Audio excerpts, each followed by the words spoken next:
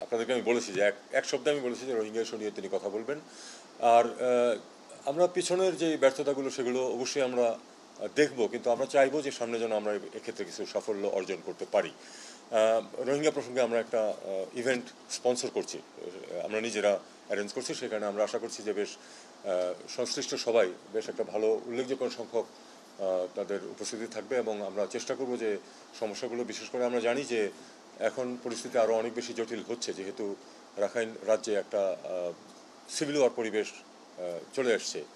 কাজে তার প্রেক্ষিতে আমাদের নীতিমালা কী হবে সেটা তো আমরা অভ্যন্তরীণভাবে ঠিক করব, কিন্তু আমরা চাইবো সেখানে যে আন্তর্জাতিক সম্প্রদায়ের তাদের যে ভূমিকা সেটা আমরা তুলে ধরবো, এবং আমরা চাইবো যে তারা যেন শক্তভাবে সেই ভূমিকায় অবতীর্ণ হয়, এই সমস্যার যাতে সমাধান হয়। আমরা 8 বছর প্রায় ধরে তাদেরকে লালন পালন করছি, এবং প্রতি বছরই কিন্তু প্রয়োজনের চেয়ে কম সহায়তা এসেছে আন্তর্জাতিক সম্প্রদায় থেকে, অর্থাৎ আমাদের নিজেদের অর্থ ব্যয় করতে হয়েছে প্রতিবারই, এবং সেটা আমরা করে যাচ্ছি। এখন আমরা চাইবো যে আমরা অবশ্যই তাদের প্রতি সমব্যথী, আমরা তাদের কষ্ট লাঘবের চেষ্টা করেছি, কিন্তু আন্তর্জাতিক সম্প্রদায়কে এগিয়ে আসতে হবে এই সমস্যার সমাধানের জন্য, এবং যারা এর অন্তরায় হবে এই সমস্যার সমাধানে তাদের উপর ব্যাপক চাপ প্রয়োগ করতে হবে, এটা আমরা স্পষ্টভাবে তাদেরকে উল্লেখ করি।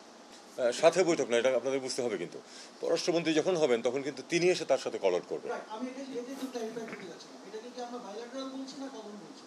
এটা কলন, তবে কলন মানে কিন্তু বাইলেটারাল ইস্যুস সেখানে থাকবেই, যে কোনো কলনই বাইলেটারাল ইস্যুস না।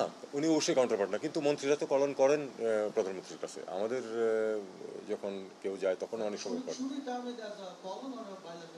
আপনারা এটা কলন হিসেবে অ্যাডজাস্ট করবেন সেটাকে, কিন্তু যে কোনো কলনেই বাইলেটারাল বিষয়াদি উচ্চারিত। এটা স্পেকুলেটিভ হবে, আমি এই মুহূর্তে কনফার্ম করতে পারছি না যে কারা কারা আসবেন, তবে কিছু হেড অফ ডেলিগেশন অবশ্যই থাকবেন, আর অন্যান্য কর্মকর্তারা থাকবেন।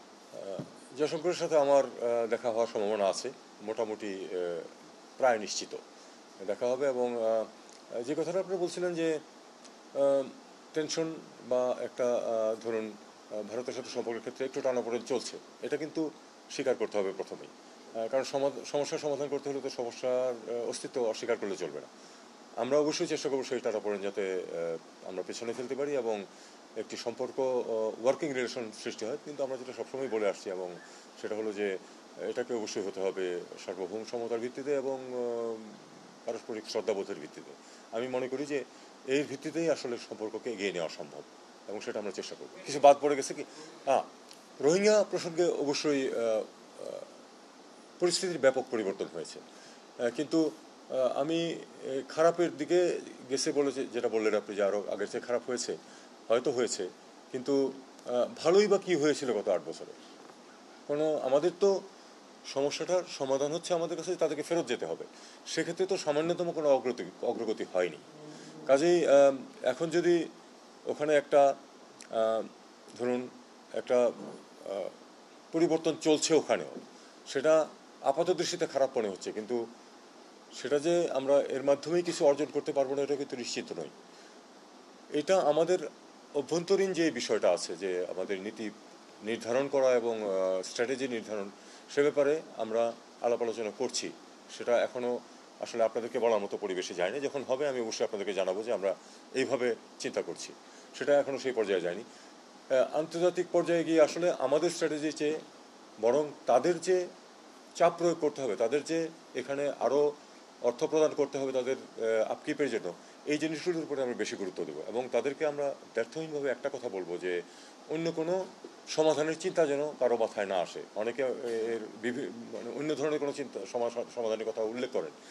এটার একমাত্র সমাধান হচ্ছে তাদের নিজ দেশে ফেরত যাওয়া, এবং তারাও ফেরত যেতে চায়, আমরাও চাই যে তারা ফেরত যাক। সেই পরিবেশ সৃষ্টি করতে হবে।